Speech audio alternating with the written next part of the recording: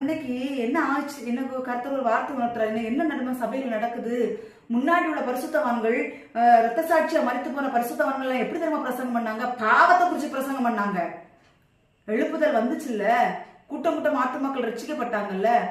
இப்போ உள்ள கூட்டங்கள்லாம் எப்படி நடந்துகிட்டு இருக்குது? இப்போ உள்ள கூட்டங்கள் என்னன்னா, செழிப்பு வாங்க, உங்களை கர்த்தர் 2 மடங்கு ஆசீர்வதிப்பாரு.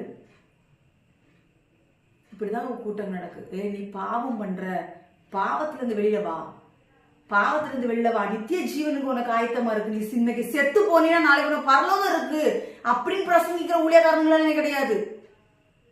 இன்னைக்கு குமிஞ்சு குமிஞ்சு வரணும் ஆத்துமாக்கள் ஆலயத்துக்குள்ள. ஆனா பாவத்தை குறிச்சு தர கண்டிஷன் கிடையாது.